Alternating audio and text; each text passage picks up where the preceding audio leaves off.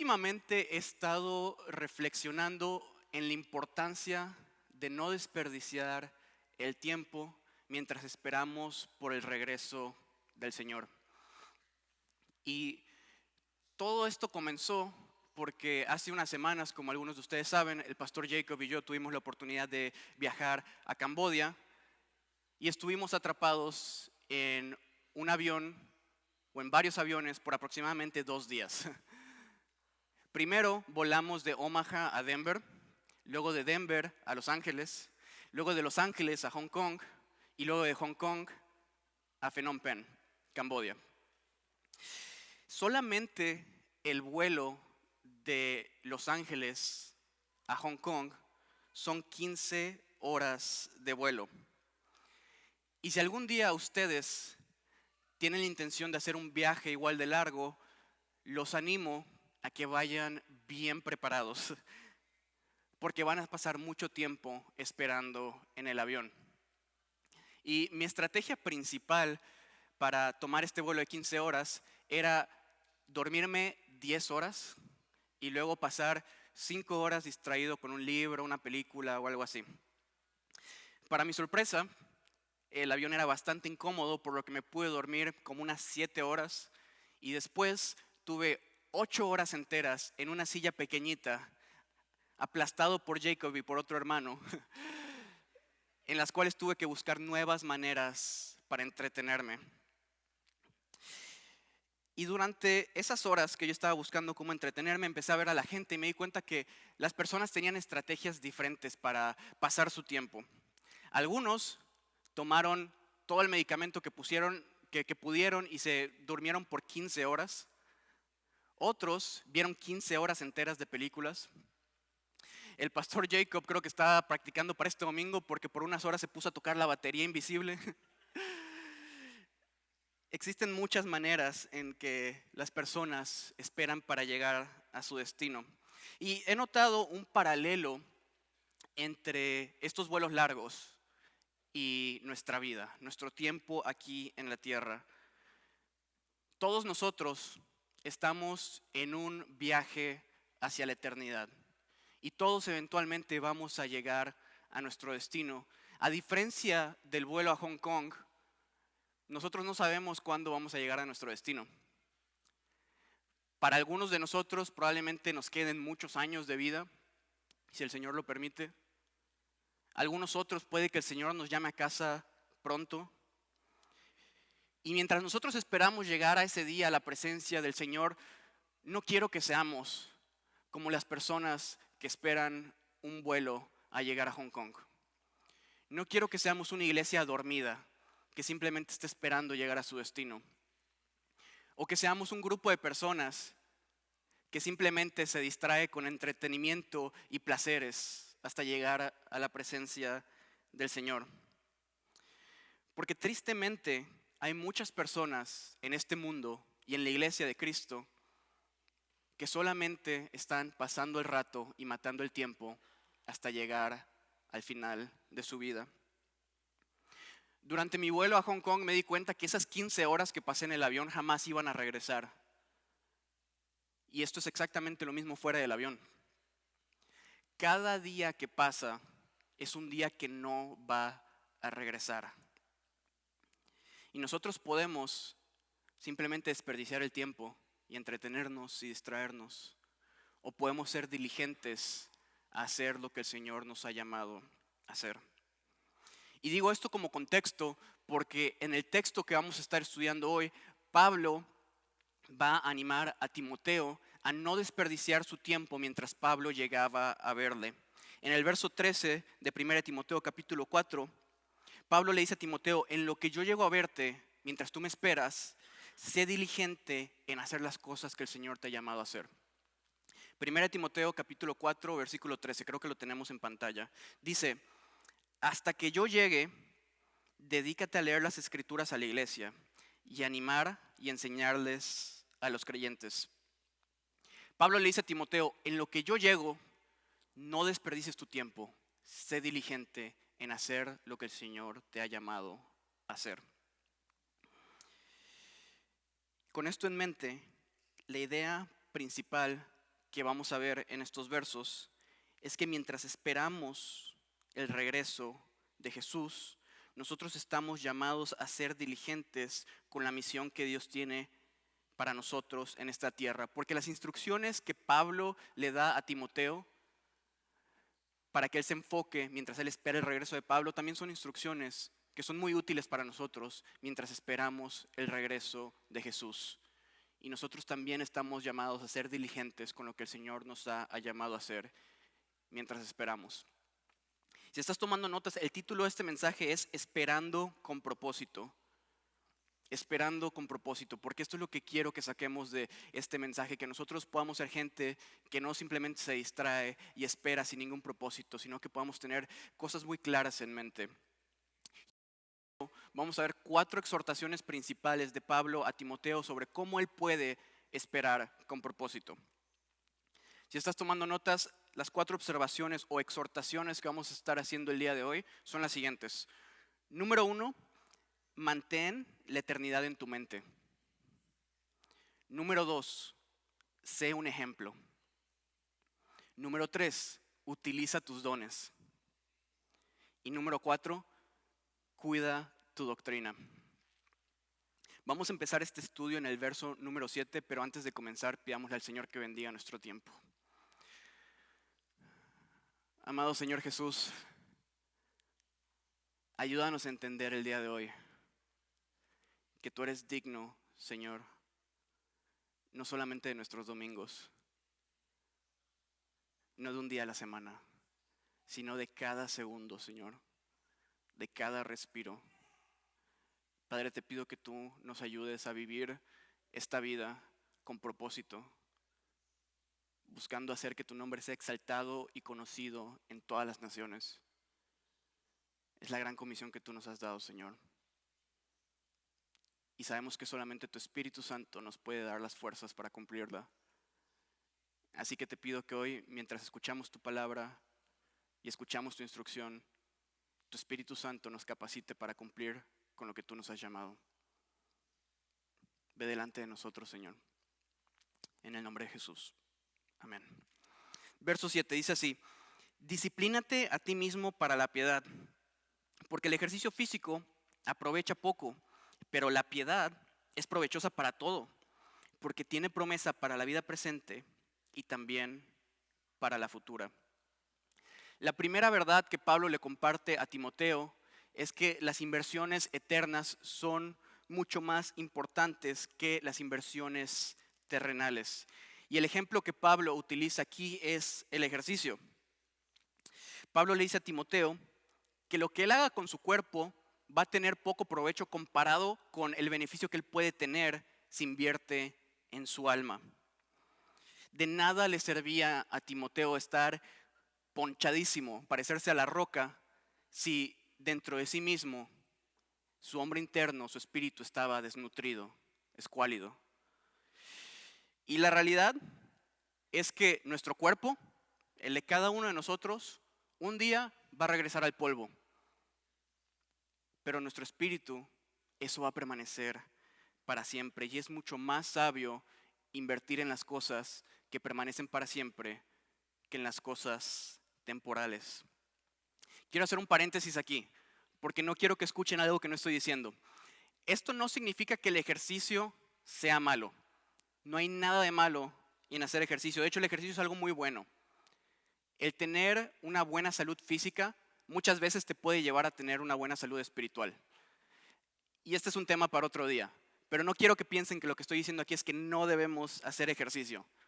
De hecho, si hay alguien aquí que tiene una vida muy sedentaria, lo animo a que salga a caminar, tome aire fresco, que practique algún deporte. Es bueno tener una buena salud física. El problema viene cuando nuestro enfoque principal está en cuidar de nuestro cuerpo en vez de cuidar de nuestra alma. Y lo que Pablo le está diciendo a Timoteo es: enfócate en las cosas que son eternas. Y esta es la primera exhortación que tenemos: mantén la mente en la eternidad. Y este paralelo del ejercicio lo podemos hacer con cualquier otra cosa en nuestra vida. Por ejemplo, tener buenas finanzas es algo muy bueno. El problema viene cuando toda nuestra vida gira alrededor de nuestras finanzas y nunca buscamos ser generosos con los demás. Tener una buena carrera profesional es algo muy bueno. El problema viene cuando todo nuestro enfoque está en avanzar nuestra carrera y no tenemos tiempo para el Señor. Es una tragedia muy grande el tener gente rica acá en la tierra, pero pobre en los cielos.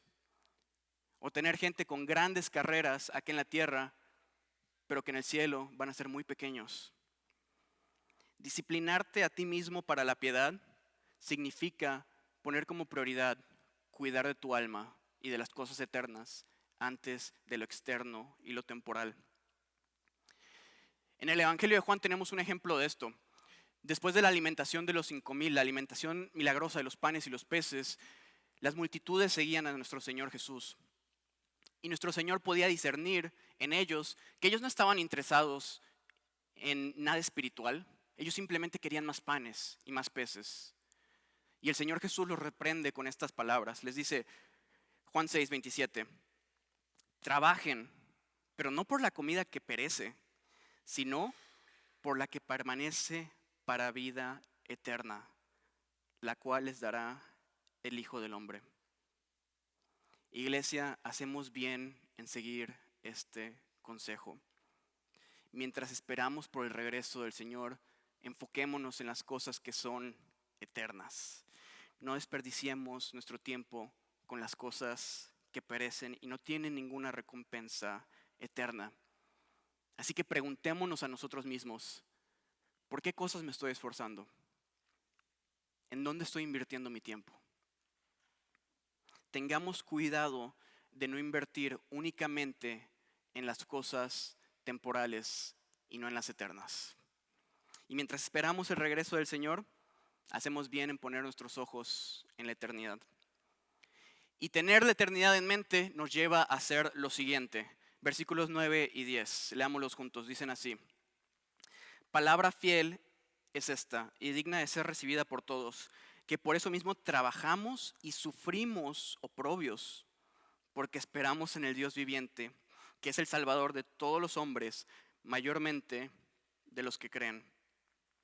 Es por eso que vivimos vidas humildes y sacrificiales en esta tierra. Es por eso que ponemos la otra mejilla, es por eso que perdonamos a nuestros enemigos, porque tenemos la esperanza en el Dios viviente que nos ha prometido vida eterna. Nuestra mente está en la eternidad y no en la tierra. Y mientras estudiaba este pasaje, estas palabras que dice Pablo aquí me confrontaron muchísimo de manera personal. Dice así, por esto mismo trabajamos y sufrimos oprobio. Pablo dice aquí que tener la mente en la eternidad significa estar dispuesto a sufrir oprobios, sufrir rechazo, sufrir aflicción y persecución por el nombre de Cristo. Y hace unas semanas fui grandemente animado al ver un grupo de hombres y mujeres que vivían este pasaje de manera muy real. Durante mi tiempo en Camboya, escuché historia tras historia de hermanos en la fe al otro lado del mundo que están siendo ridiculizados por su fe. Gente que tiene que dejar de generar ciertos ingresos y sacrificar sus recursos para poder servir en el ministerio.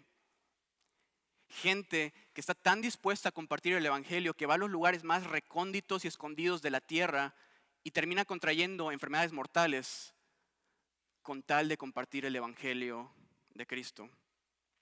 Y lo que vi en mi tiempo en Camboya es una iglesia llena de aflicciones, pero también llena de gozo.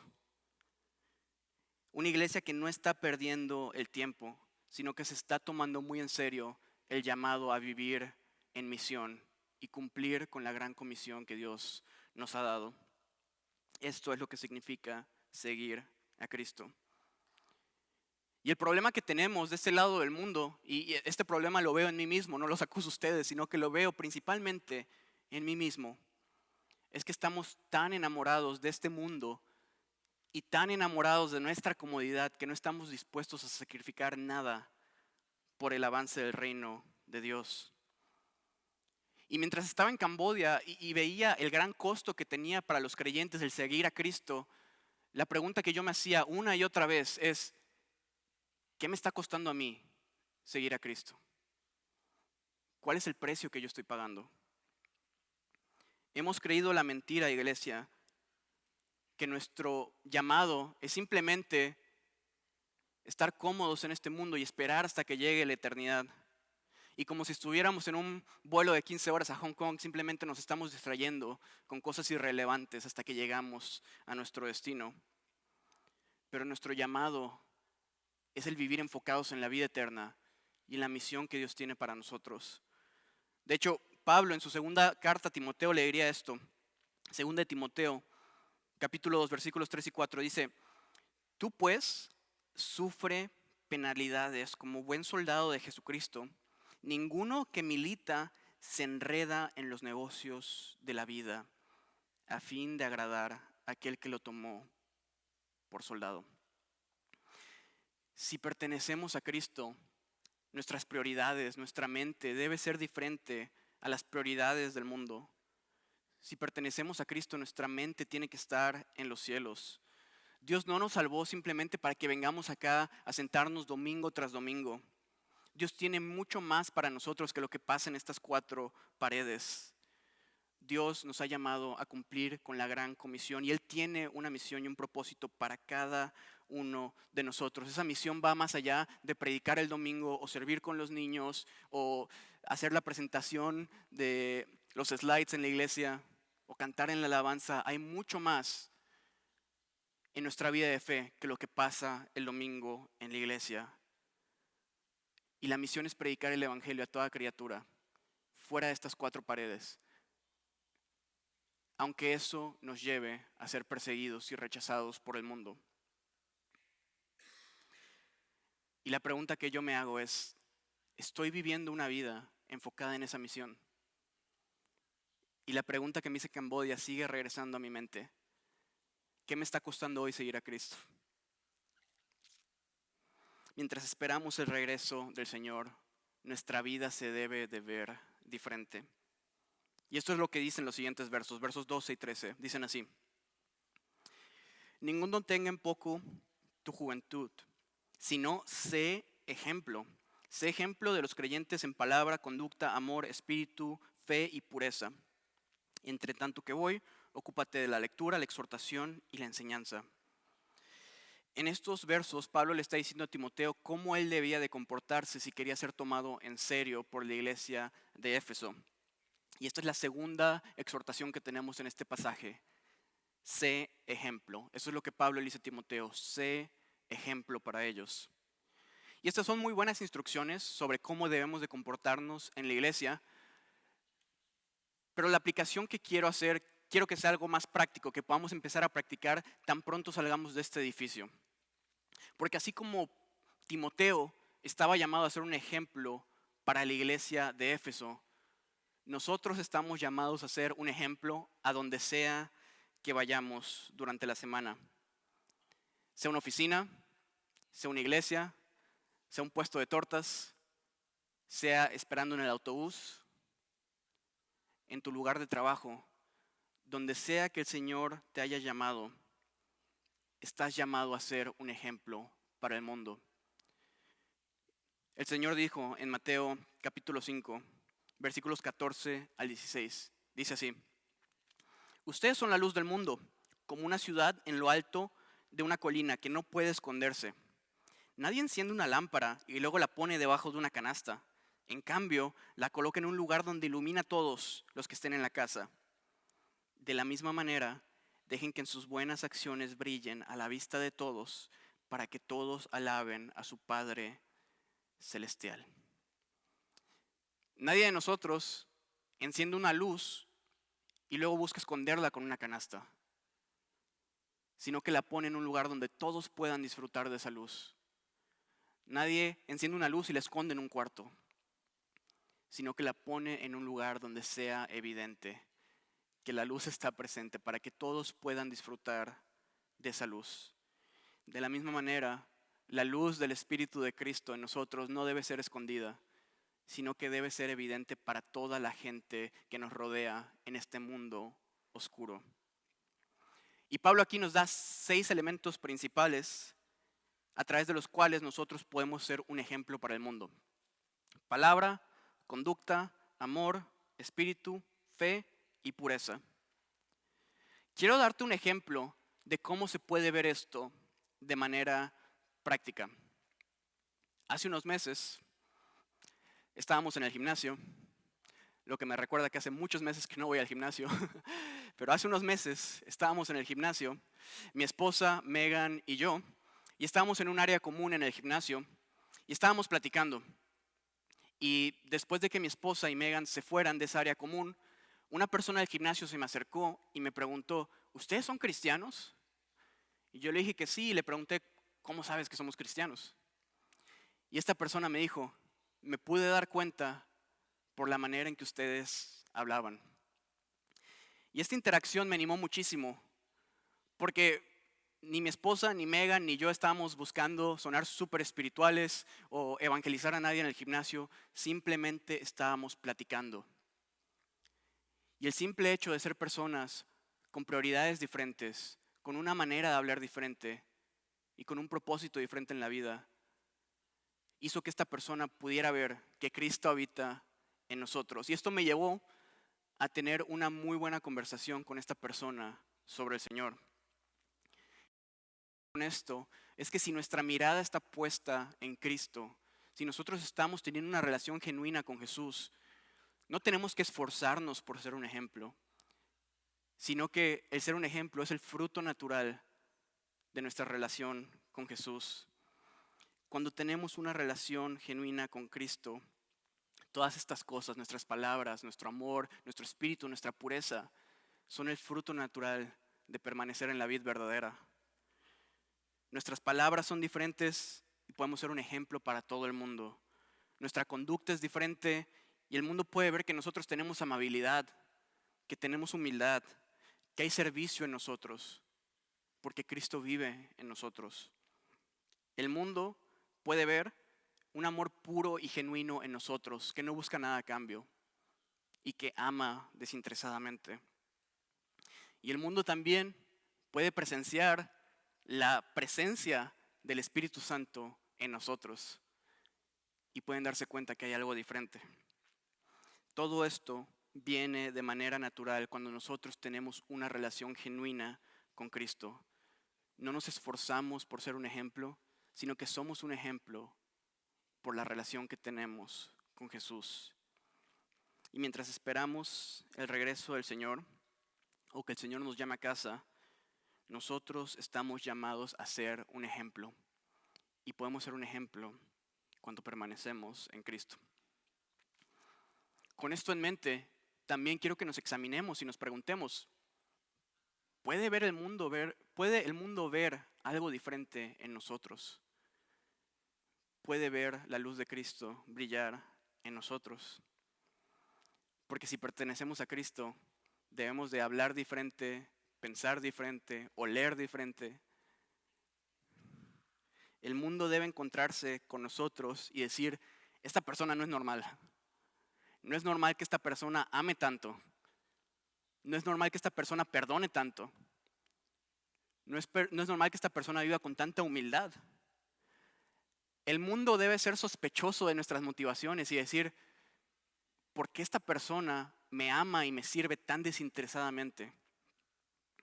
Porque cuando el mundo se pregunta de dónde viene la diferencia en nosotros, es ahí donde puede ver más allá de nosotros y decir, hay algo dentro de ellos que no es normal y que es diferente al mundo.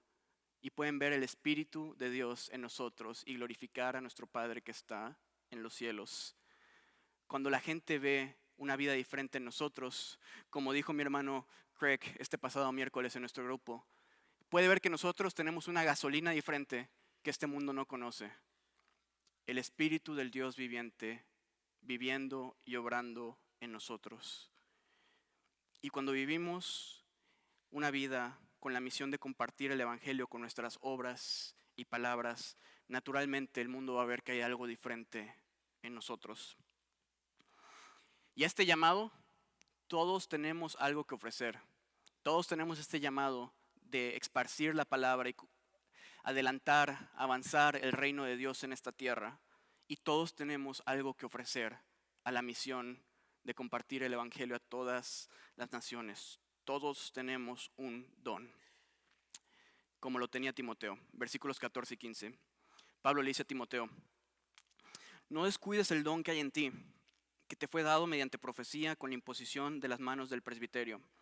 Ocúpate de estas cosas y permanece en ellas para que tu aprovechamiento sea manifiesto para todos. Pablo le escribe al joven Timoteo y le dice: no descuides tu don. Y el hecho de que Pablo le diga a Timoteo que no descuide su don significa que un don puede ser descuidado. Es posible descuidar los dones que Dios nos ha dado. Lo que me lleva a la tercera exhortación: utiliza tus dones. Es posible que nosotros enterremos el talento que Dios nos ha dado y desperdiciemos todas las ganancias que nos pudo haber traído ese talento por toda la eternidad. Y tristemente, en la iglesia de Cristo hoy vemos a muchas personas enterrando esos talentos.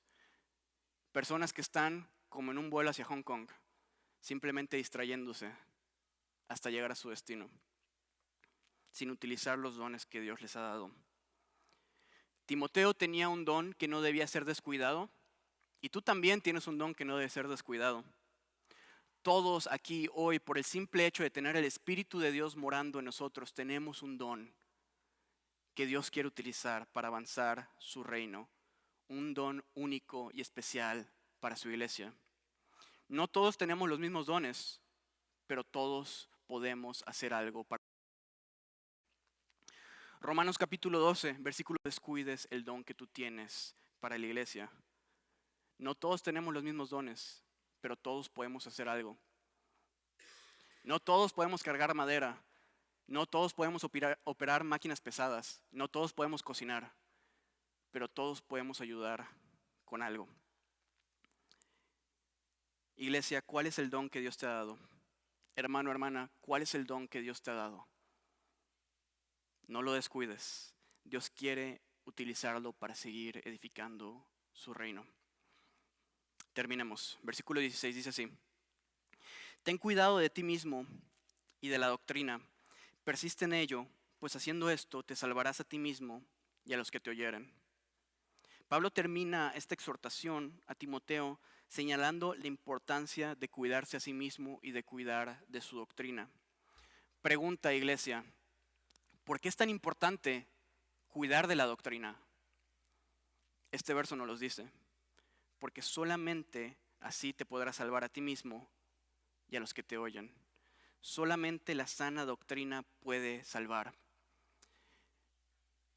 En los primeros 6 versos de este capítulo, no los estudiamos porque les quiero dar un resumen ahora. Pablo advierte a Timoteo que en sus tiempos iban a levantar falsos maestros que iban a promover falsas doctrinas. Pablo les llama doctrinas de demonios. Y estas doctrinas iban a promover que la gente no se casara o que dejara de comer ciertos alimentos. Y en resumen, estas doctrinas lo que hacían era poner el enfoque de las personas en sus propias obras en vez de poner el enfoque en la obra terminada en la cruz. Y esto suena familiar, ¿no? Hoy podemos ver muchísimas religiones que promueven estas mismas enseñanzas de demonios. Y mientras esperamos el regreso de nuestro Señor, no podemos ser pasivos con nuestra doctrina, sino que tenemos que ser celosos de la sana doctrina, porque solamente el Evangelio de Cristo puede salvar.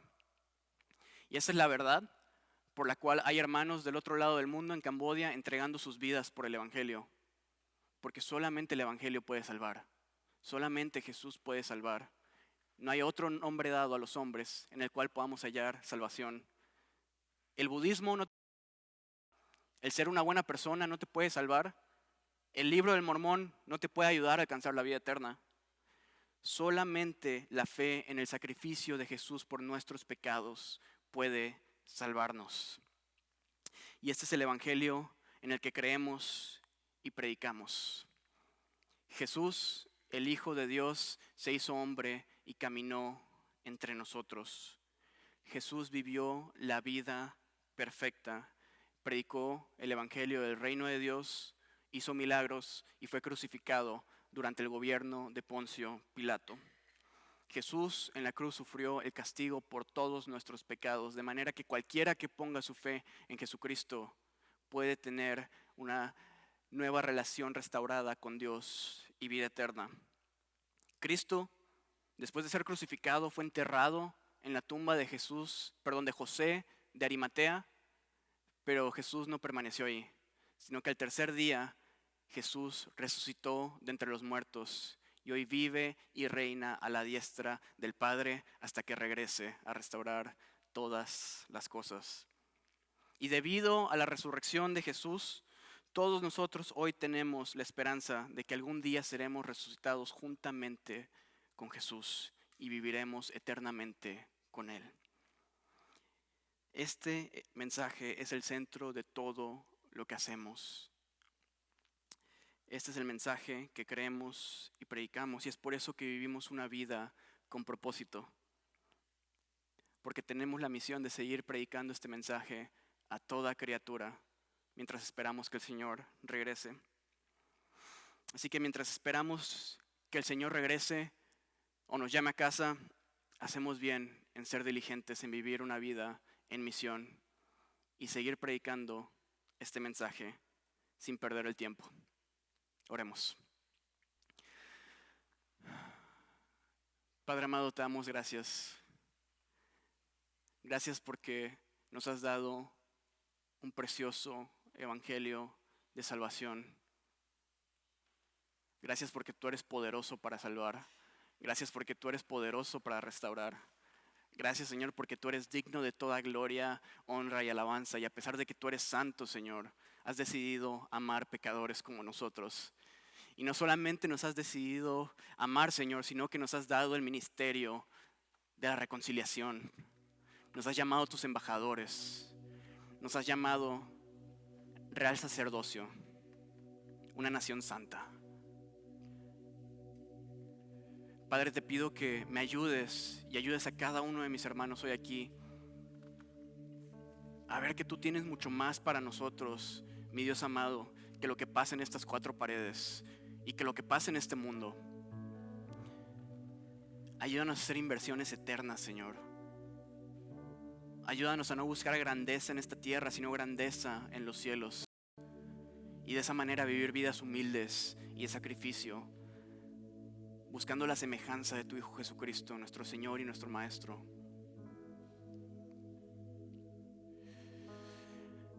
Porque los cielos y la tierra pasarán, pero tú, Señor, no pasarás. Tus palabras no pasarán. Tú eres la roca eterna, Jesús, en la cual podemos estar tranquilos. Y tu palabra dice que aquella roca que tú levantaste, cual creas en él, no será avergonzado. Ayúdanos a creer en tus promesas, Señor. Que tú no nos dejarás ser avergonzados. Que tú levantarás nuestra cabeza, Señor, sin importar lo que pase en esta tierra. Y de tal manera, permítenos, como el apóstol Pablo, decir: porque yo no me avergüenzo del evangelio, porque es ahí donde está el poder de Dios para salvación para todo aquel que cree, tanto el griego como el judío. Porque en el evangelio la justicia de Dios se revela por fe y para fe, como está escrito: mas el justo por la fe vivirá. De tal manera, Señor, permítenos vivir por la fe, vidas de fe, vidas de amor, vidas que busquen honrarte. Gracias por tus preciosas promesas, Señor. Gracias porque vas delante de nosotros y nos sostienes, Señor. En medio de la confusión y la aflicción de este mundo, Señor, tú jamás nos dejas. Tú nos sostienes, Señor. Tú estableciste esta iglesia, Señor, y las puertas del infierno no van a prevalecer contra nosotros, sin importar lo que el enemigo pueda tirarnos. Tú eres el único poderoso y sabio Dios, Señor. Ayúdanos a creer. Danos fe como un granito de mostaza para mover esas montañas, Señor, que tú pones delante de nosotros. Recuérdanos que tú pusiste esas montañas, Señor, en tu soberanía para estirar nuestra fe. Señor, si hay alguien aquí hoy pasando aflicción, te pido que por favor consuele su corazón con tu Espíritu Santo. Si hay alguien aquí que ha perdido el propósito, Señor, te pido que por favor tú pongas el fuego de tu Espíritu Santo en él o ella. Si hay alguien de aquí que se ha enamorado del mundo, Señor, como lo hizo el discípulo Demas, que dejó a Pablo por su amor al mundo, Señor, te pido que en este momento tú con lazos de amor lo traigas o la traigas hacia ti mismo, Jesús.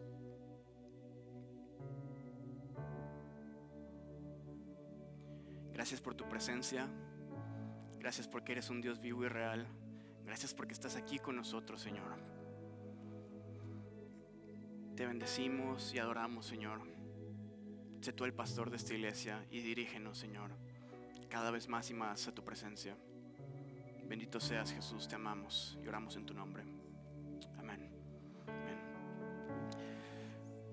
Como hacemos todos los domingos, vamos a pasar un tiempo en oración y después vamos a tomar la cena del Señor.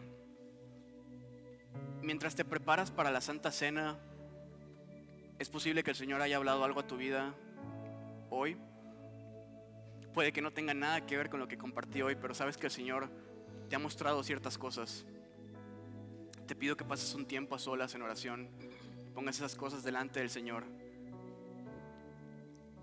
y después de eso te prepares para tomar la Santa Cena. Así que vamos a tocar unas canciones y después de eso podemos pasar a tomar la Santa Cena.